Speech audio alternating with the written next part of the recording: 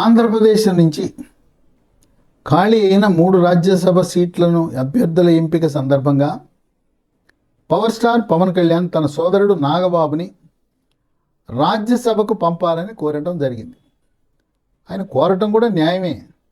ఎందుకంటే నాగబాబుని నరసాపురం పార్లమెంటు లోక్సభకు పోటీ చేయించాలని అన్ని రంగం సిద్ధం చేశారు. అయితే అనాదిగా ఎప్పటి నుంచో నరసాపురం భారతీయ జనతా పార్టీకి, పైగా క్షత్రియ సామాజిక వర్గానికి ఇవ్వటం ఆనవాయితీగా మారింది. అక్కడ ఎవరు గెలిచినా క్షత్రియ సామాజిక వర్గం. గతంలో కేంద్ర మంత్రిగా పనిచేసిన కృష్ణంరాజు అక్కడి నుంచి గెలవటం జరిగింది. అక్కడ చాలా బలంగా ఉంది పార్టీ, భారతీయ జనతా పార్టీ. నిర్మలా సీతారామన్ కేంద్ర ఆర్థిక మంత్రి వారి అత్తవారి ఇల్లు కూడా నరసాపురమే. అదొక ప్రాధాన్యత. అందువల్ల నరసాపురంలో నాగబాబుకి పోటీ చేసే అవకాశం లేక అనకాపల్లిలో పోటీ చేద్దామని అన్నీ సిద్ధం చేసుకున్నారు. ఇక ఆఖరిలో భారతీయ జనతా పార్టీ జాతీయ నాయకత్వం 10 అసెంబ్లీ సీట్లు కావాలి, 6 లోక్సభ సీట్లు కావాలని వాళ్ళు కోరటం జరిగింది. ఒక రకంగా చెప్పాలంటే పవర్ స్టార్ పవన్ కళ్యాణ్ లేకపోతే ఈ తెలుగుదేశం పార్టీ భారతీయ జనతా పార్టీ మధ్య సయోధ్య కుదిరి ఉండేది కాదని విశ్లేషకులు భావిస్తున్నారు. ఆయన కొన్ని సందర్భాల్లో ఢిల్లీ వెళ్తే ఆ ఢిల్లీ పెద్దలు కొన్నిసార్లు చివాట్లు పెట్టారని ఆయన నోటి నుంచే చెప్పాడు. ఢిల్లీ పెద్దల అవమానాలు తట్టుకుని కూడా ఆంధ్రప్రదేశ్ రాష్ట్ర ప్రయోజనాల దృష్ట్యా దుర్మార్గపు పాలన, రాక్షస పాలన అంతం చేయడానికి ఆయన తెలుగుదేశం పార్టీని, బీజేపీని దగ్గర చేశారు. మరి వాళ్ళేమో 10 అన్నారు, 6 అన్నారు. తెలుగుదేశం పార్టీ అప్పటికే అభ్యర్థులను ఖరారు చేసింది. ఇక అప్పుడు చేసేది ఏమీ లేక పవర్ స్టార్ పవన్ కళ్యాణ్ ఆయనే తన అభ్యర్థుల సంఖ్యను తగ్గించుకుని, అసెంబ్లీలు తగ్గించుకుని, లోక్సభ సీట్లను కూడా తగ్గించుకుని భారతీయ జనతా పార్టీకి ఇవ్వటం జరిగింది. అనకాపల్లిలో నాగబాబు పోటీ చేయాలంటే అనకాపల్లి సీట్ను కూడా బీజేపీకి ఇవ్వటం ద్వారా అక్కడ సీఎం రమేష్ భారతీయ జనతా పార్టీ తరఫున విజయం సాధించాడు. కనుక నాగబాబు ఆయన ఇప్పుడే కాదు, ఇంతకుముందు ప్రజారాజ్యం పార్టీలో కూడా చాలా క్రియాశీలకంగా పనిచేశాడు. 2013లో జనసేన పార్టీ పెట్టినప్పటి నుంచి కూడా ఆయన సోదరుడి వెన్నంటి ఉండి ఎంతో కష్టం చేసిన వ్యక్తి. కనుక ఆయన రాజ్యసభకు వెళ్ళాలనే కోరిక, అది కొన్ని కారణాల వల్ల, రాజకీయ కారణాల వల్ల ఆయనకి సీటు, రాజ్యసభ సీటు ఇవ్వలేనప్పుడు మంత్రివర్గంలో తీసుకుందామని చంద్రబాబు నాయుడు ఆయన ఒక ప్రతిపాదన పెట్టడం జరిగింది. నిర్ణయం జరిగిపోయింది. నాగబాబు మంత్రి కాబోతున్నాడు. సరే, ఇప్పుడు పవర్ స్టార్ పవన్ కళ్యాణ్ ఒకానొకప్పుడు ఆయన హోంమంత్రి కాబోతున్నాడనే సోషల్ మీడియాలో చక్కర్లు కొట్టింది. కానీ ఆయన చక్కటి శాఖ, ప్రజలకు సేవ చేసే గ్రామీణాభివృద్ధి, పంచాయతీరాజ్ శాఖ, పర్యావరణము, అటవీ శాఖ, అనేకమైన ప్రజారంజకమైన కార్యక్రమాలు చేసే శాఖలు తీసుకున్నారు. సరే, ఇప్పుడు హోంమంత్రిగా అనితను పెడితే కొంత నిరుత్సాహం తెలుగుదేశం పార్టీ ఎన్డీఏ కూటమిలో కొద్ది సందర్భాల్లో పవర్ స్టార్ పవన్ కళ్యాణ్ కూడా హోంశాఖ మంత్రి యొక్క పనితీరు మీద కొద్దిగా విమర్శలు వచ్చినాయి.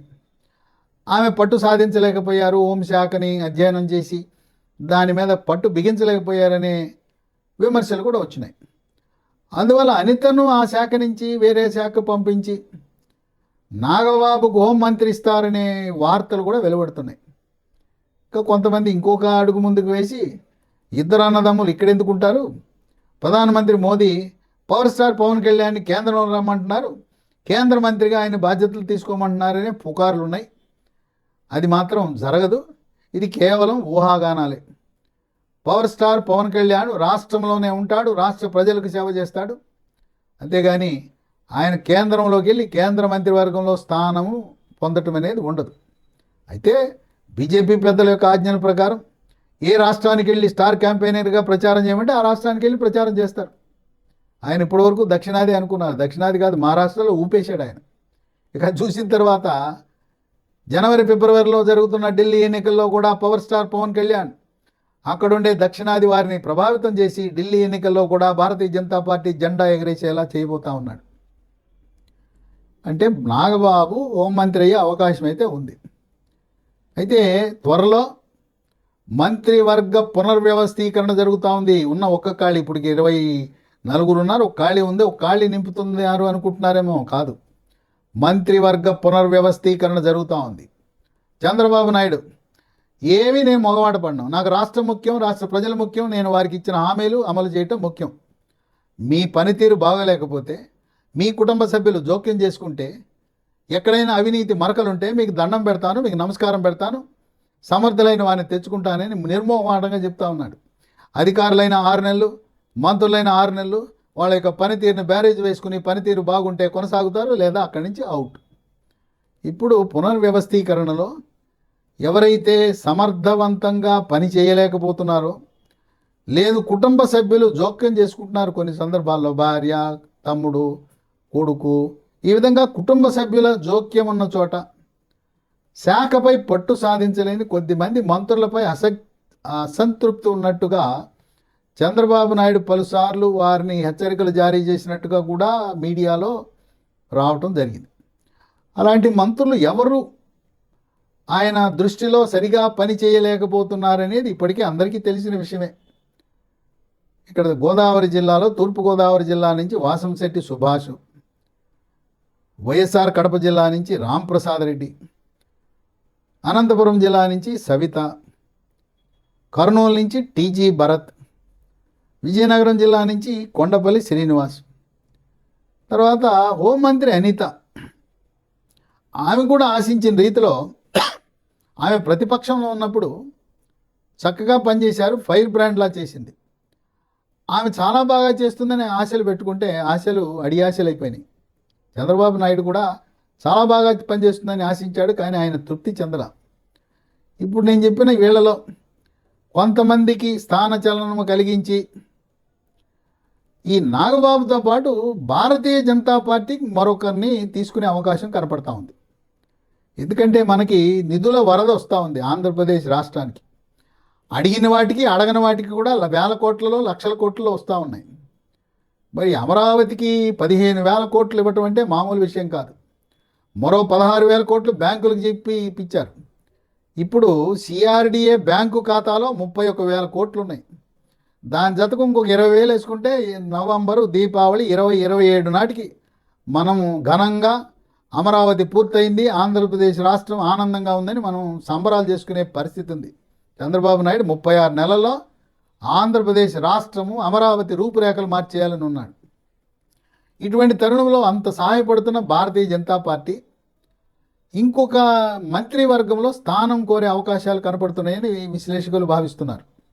2014లో అప్పుడు బీజేపీకి సీట్లు తక్కువ ఉన్న 2 మంత్రులను ఇచ్చారు. ఒకరు డాక్టర్ కామినేని శ్రీనివాస్, కమ్మ సామాజిక వర్గం, వైద్య ఆరోగ్య శాఖ మంత్రి.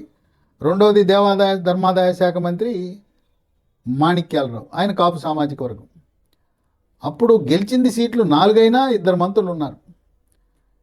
తర్వాత ఆంధ్రప్రదేశ్, తెలంగాణ రాష్ట్రంలో కమ్మ సామాజిక వర్గం, రెడ్డి సామాజిక వర్గం కీలకమైన వర్గాలు.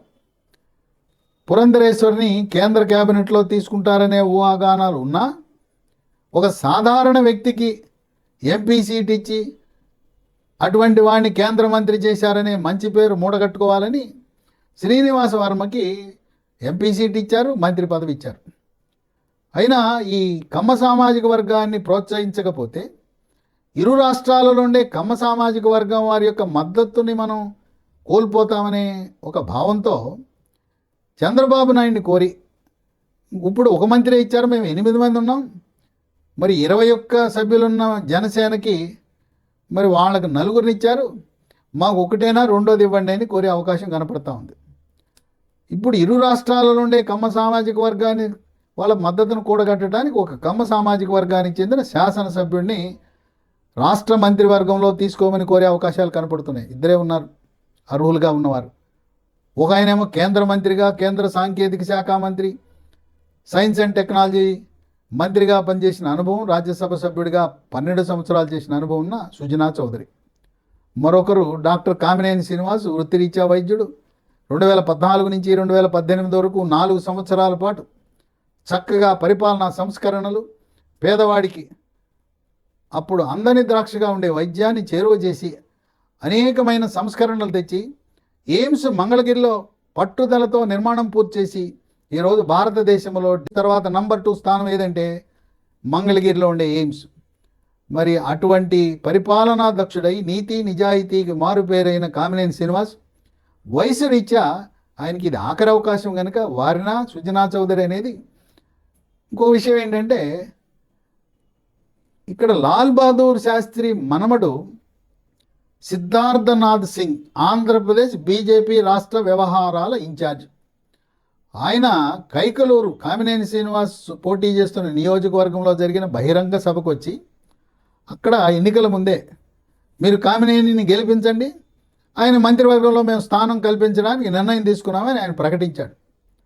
అందువల్ల అందరూ ఊహాగానాలు ఏంటంటే ఈ ఇద్దరిలో కామినేని శ్రీనివాస సుజనా చౌదరి రెండవ బీజేపీ మంత్రి పదవి ఇచ్చి పనితీరు అంతంత మాత్రంగా ఉండి కొద్ది మంత్రులను వాళ్ళని పునర్వ్యవస్థీకరణ ద్వారా ఇప్పుడు వీరిలో అధిక శాతం ఇప్పుడు శెట్టి బలిజ తూర్పుగోదావరిలో శెట్టి బలిజకే ఇస్తారు, అట్లాగే బీసీని తొలగిస్తే బీసీకే ఇస్తారు. ఒక బీజేపీ జనసేన మినహాయించి ఎలాగో ఖాళీ ఉన్నదాన్ని కాపు సామాజిక వర్గానికి ఇస్తున్నారు కనుక ఇంకొక కాపు సామాజిక వర్గానికి అవకాశం ఉండదు. ఏదైతే బీసీల స్థానంలో మళ్ళీ బీసీ మంత్రే వస్తారు. అనంతపురం అయినా తూర్పుగోదావరి అయినా విజయనగరం అయినా ఆ స్థానాలలో మళ్ళీ ఒక బీసీ సామాజిక వర్గానికి చెందిన ఎమ్మెల్యేనే మంత్రి అవుతాడు. ఈ విధంగా త్వరలో పునర్వ్యవస్థీకరణ జరగబోతూ ఉంది. ఇప్పటికే చంద్రబాబు నాయుడు 10 లక్ష్యాలతో స్వర్ణాంధ్ర 2047 ప్రకటించి ఆయన డబుల్ ఇంజిన్ సర్కార్, ఎన్డీఏ సర్కార్ ముందొక ఇంజను వెనకాలొక ఇంజను రైలు రెట్టింపు వేగంతో నడిపిస్తున్న తరుణంలో ఈ మంత్రుల యొక్క పనితీరు కొద్దిమంది ఆయన అసంతృప్తిపరిచాయి. ఆయన ఏమి మొహమాటానికి పోయే మనిషి కాదు. ఎందుకంటే 2019 నుంచి 2024 వరకు 5 సంవత్సరాలలో ఆంధ్రప్రదేశ్ రాష్ట్రం అధోగతి పాలైంది. పారిశ్రామికవేత్తలు పారిపోయారు, ఉన్నవాళ్ళు పెట్టుబడులు విస్తరణ చేయలేదు. దాదాపు ఆంధ్రప్రదేశ్ రాష్ట్రం 30 సంవత్సరాల వెనక్కి నెట్టిబడింది. అవినీతి ఆలవాలమైంది, అవినీతి విలయతాండం చేసింది. అరాచకం, కులాలు, మతాలు వీటిని ప్రేరేపించి రాష్ట్రం అప్పుల కుప్పుగా మారిన తరుణంలో చంద్రబాబు నాయుడు ఆశా జ్యోతి, ఆశా కిరణం ఆంధ్ర రాష్ట్రాన్ని అగ్రపదంలో నడిపించాలనే సంకల్పంతో ఆయన వేగంగా నడుస్తుంటే ఇప్పుడు ఆయన రాముడైతే లక్ష్మణుడు పాత్రలో పవర్ స్టార్ పవన్ కళ్యాణ్ రాముని ఆజ్ఞను లక్ష్మణుడు స్వీకరించిన విధంగా చంద్రబాబు నాయుడు యొక్క పరిపాలన దక్షతను, ఆయన యొక్క చాతుర్యాన్ని, ఆయన యొక్క వ్యూహాలను ఆయన ఒడిసిపడుతూ వాళ్ళిద్దరి పరిపాలన రామలక్ష్మణుల పరిపాలన ఉంది. వీళ్ళు విడిపోరు. కొంతమంది శకుని పక్షులు ఈ 3 పార్టీలు విడిపోతాయి, ఈ 3 పార్టీలు విడిపోతే గెలవరు, కలిసి ఉంటే మాత్రం మళ్ళీ ఇంకో టర్మ్ గెలుస్తారని చెప్పి శకుని పక్షులు కూతలు కూస్తున్నా తెలుగుదేశం పార్టీ, జనసేన, బీజేపీ ఎట్టి పరిస్థితులలో కూడా విడిపోదు.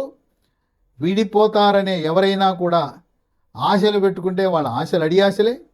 ఇంకా ప్రభుత్వంపై లేనిపోయిన అపోహలు సృష్టించి అస్థిరత్వాన్ని ప్రచారం చేయాలని ఎవరైనా పరిస్థితిని వాళ్ళకు అనుకూలంగా మార్చుకోవాలంటే చట్టము ద్వారా వాళ్ళను శిక్షిస్తారు.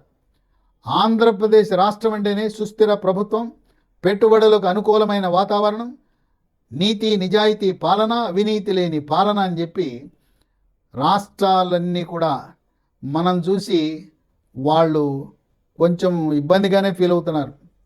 ఆంధ్రప్రదేశ్ రాష్ట్ర విధానాల వల్ల మనం నష్టపోతున్నాం. పెట్టుబడులన్నీ కూడా స్వదేశీ విదేశీ పెట్టుబడులన్నీ ఆంధ్రప్రదేశ్ రాష్ట్రానికి తరలి వెళ్ళిపోతున్నాయి. మనకి ఎవరు రావటం లేదు, మన మొహం చూసేవాళ్ళు ఎవరు లేరని కొంత ఇతర రాష్ట్రాల వాళ్ళు ఈర్ష్యపడే దశకు మనం వచ్చాం. ఇదంతా కూడా మనకు చంద్రబాబు నాయుడు యొక్క రాజకీయ అనుభవం, దార్శనికత. ఇన్ని సంవత్సరాలు ఇంత పరిపాలనా అనుభవం కలిగిన ముఖ్యమంత్రి ఎవరైనా భారతదేశంలో ఉన్నారంటే లేరు. అది ఆంధ్ర ప్రజల యొక్క అదృష్టం. అలాగే ఆంధ్రప్రదేశ్తో పాటు తెలంగాణ కూడా, తెలుగు ప్రజలు ప్రపంచ దేశాలలో ఎక్కడ ఉన్నా కూడా అందరూ సుభిక్షంగా, సంతోషంగా, ఆనందంగా అభివృద్ధి చెందాలని కోరుకుంటాడు ఆయన. తెలంగాణ వారు అభివృద్ధి చెందాలి, మనం అభివృద్ధి చెందాలి, తెలంగాణ ఆంధ్ర మనం అన్నదమ్ములని అటువంటి ఎటువంటి విభిన్న భావజాలం లేకుండా అన్న ఎన్టీ రామారావు చెప్పిన విధంగా తెలుగు జాతి గౌరవాన్ని, తెలుగు జాతి యొక్క అభివృద్ధి ప్రపంచ దేశాలకు చాటి చెప్పాలని ఆ దిశగా అడుగులు వేస్తున్నాడు చంద్రబాబు నాయుడు. అందువల్ల త్వరలో ఈ మంత్రివర్గ పునర్వ్యవస్థీకరణ కొత్త వారికి అవకాశాలు కనపడుతున్నాయి. ఆయన ఒక ప్రయోగం చేశారు. ఇలాంటి ప్రయోగం 1999లో కూడా చంద్రబాబు నాయుడు చేశారు.